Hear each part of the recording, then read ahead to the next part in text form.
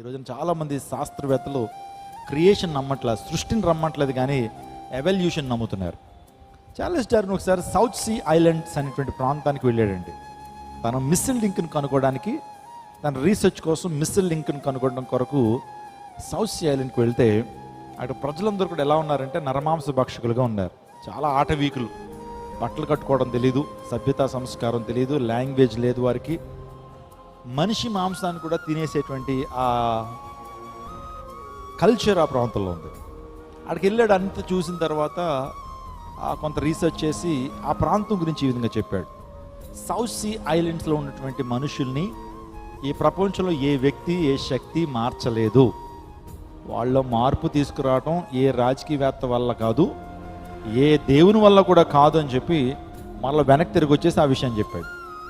చెప్పినటువంటి 15 సంవత్సరాలు 20 సంవత్సరాల తర్వాత మరలా ఆ ప్రాంతానికి వెళ్ళాడండి. ఆ నరమాంస భక్షకులు ఉండేటువంటి ప్రాంతానికి వెళ్ళాడు. అక్కడ ఏంటంటే ఆడ కోతుల మీద, కొన్ని జంతువుల మీద పరిశోధన చేయడానికి అక్కడ ఏదైనా తనకి శిలాజాలు దొరుకుతాయేమో, ఫాజిల్స్ దొరుకుతాయేమో ఆ ప్రాంతానికి వెళ్ళాడు. కానీ ఆ ప్రాంతానికి 20 సంవత్సరాల తర్వాత వెళ్ళినప్పుడు ఆశ్చర్యపోయాడు. ఆ వాడ అలా దిగ్గానే సౌత్ సీ ఐలాండ్ని ఇలా చూస్తుంటే ఆశ్చర్యపోయాడు.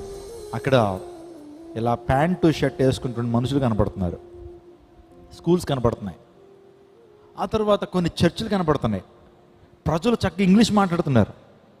అదేంటి, ఒక 15 years బ్యాక్ ఈ ప్రాంతానికి వస్తే భయంకరమైన ఆటవీకులుగా ఉన్నారు, నరమాంస భక్షకులు ఉన్నారు, అసలు ఏంటి నేను వచ్చిన ప్రాంతం సరైందేనా అని అలా ఒక యంగ్స్టర్ వెళ్ళిపోతుంటే, యవనస్తుడు వెళ్ళిపోతుంటే ఇలా పిలిచి, అయ్యా 20 సంవత్సరాల క్రితం ఈ ప్రాంతానికి వస్తే మీ ఓళ్ళు, మీ పూర్వీకులు నరమాంసాన్ని కూడా తినేస్తున్నారు, అసలు ఇంత గొప్ప మార్పు ఎలా వచ్చింది, మీలో ఇంత సంస్కృతి ఎలా వచ్చింది, సభ్యతా సంస్కృతి ఎలా వచ్చిందని అంటే ఆ యవన కుర్రోడు అన్నాడు, యేసు ప్రభు ద్వారా ఈ మార్పు వచ్చిందని అన్నాడు. స్తోత్రం చెప్పండి, హల్లెలూయా. ప్రభు అయిన యేసుక్రీస్తు ప్రభు ద్వారా ఈ మార్పును మేము పొందుకున్నాం. అవును, మా తల్లిదండ్రులు, మా పూర్వీకులు భయంకరమైన ఆటవీకులు, నరమాంసాన్ని తినేసేటువంటి క్యానిబాల్స్.